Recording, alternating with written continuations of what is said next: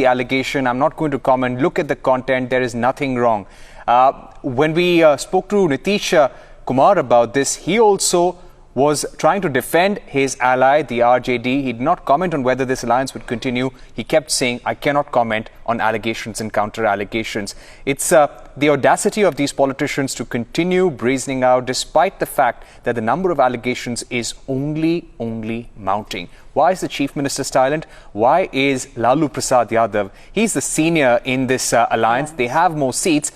But why exactly are they quiet? Politicians should be leading by example, and Lalu Prasad Yadav doing quite the contrary here. He seems to be holding Nitish Kumar to ransom, isn't it, Parikshit? Because as you mentioned, he does have reins of the government as we speak. He's trying to do that, but Nitish Kumar is at a crossroads right now. Right. He either acts now or loses his reputation as someone who's incorruptible. Giriraj Singh is now responding as well. Let's listen in.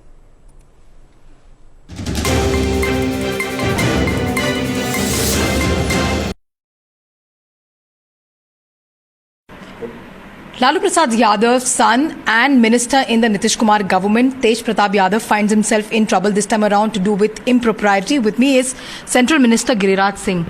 Lalu Prasad Yadav खुद criminal से बात करते उसमें फंसते हैं, बेटा है, अब वो फंस गया है ऑफिस ऑफ प्रॉफिट में। कहा जा रहा है कि भारत पेट्रोलियम के एक पेट्रोलियम का जो एक पेट्रोल पंप था उसमें उनकी भागीदारी, उसमें उनकी ओनरशिप है। कड़ी तरह से एक कहा जा रहा है कॉन्फ्लिक्ट ऑफ इंटरेस्ट है और वो प्रेजेंट गवर्नमेंट में मिनिस्टर भी हैं। देखिए, मेरा मानना है ये सारे प्रश्नों का जवाब दो हिस्से में है। पहला हिस्सा है कि इनकम टैक्स विभाग, ईडी विभाग, डिपार्टमेंट अपना काम करे, लेकिन उससे बड़ा है नैतिक दायित्व उस राज्य के मुखिया नीतीश कुमार का। नीतीश कुमार इससे नहीं बच सकते कि गांधी की तरह विचार दे रहे हैं कि कितनी संपत्ति रखनी चाहिए। नीतीश कुमार ने कुर्सी के लिए उस लालू यादव से कोई उम्मीद नहीं बिहार की जनता को। लालू यादव तो प्रतीक बने थे, जंगल राज के लालू यादव प्रतीक बने थे भ्रष्टाचार के। उनका पूरा फैमिली आज उसी में फंसा हुआ है।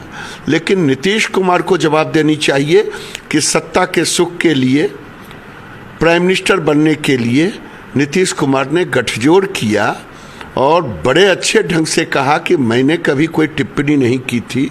आज नीतीश कुमार को जवाब देना है कि नीतीश कुमार की सरकार क्या भ्रष्टाचारियों की सरकार है। जब लालू प्रसाद यादव की बात की जाए तो नीतीश कुमार से लगातार हमने सवाल पूछे क्योंकि हमारा एक्सपोज था। नीतीश कुमार बिल्कुल बचते रहे, सवालों का जवाब उन्होंने नहीं दिया। उन्होंने कहा कि लालू प्रसाद यादव एक लीडर है, वो हमारे मंत्रालय वगैरह में नहीं है। पर आज बात तो उस पर आ रही है कि मंत्रालय उनका खुद का एक मंत्री है। क्या नीतीश कुमार के अंदर इतनी हिम्मत नहीं है कि वो तेज प्रताप यादव से कह दे कि आप अपनी कुर्सी खाली करें, जब आपके खिलाफ आरोपों जो आप मानते हैं कि वो गलत आरोप है उसको साबित आप होने दें, उसके बाद आप वापस बहाली कर लें। नीतीश कुमार का चेहरा कॉस्मेटिक फेस लेकर के पूरे देश घूम रहे हैं राष्ट्रपति बनाने के लिए और प्रधानमंत्री बनने के लिए, लेकिन नीतीश कुमार में हिम्मत नहीं है कि उन्होंने ही कहा था कि जिस दिन मुझसे सत्ता नहीं चलेगी उस दिन मैं सत्ता को त्याग दूंगा।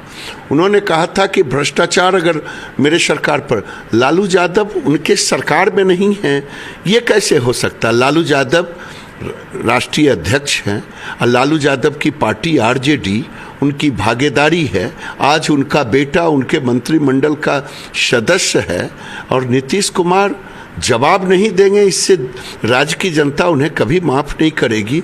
नीतीश कुमार को ही जवाब देना होगा। आपको लगता है कि बिहार से भी जो बीजेपी के नेता वो मांग कर रहे हैं कि तेज प्रताप जो उनको इस्तीफा दे दें? देखिए, मैं फर्स्ट डे वन से कह रहा हूं कि सुशील मोदी बिना सबूत के कोई आरोप नहीं लगाते, उन्होंने लगाया है।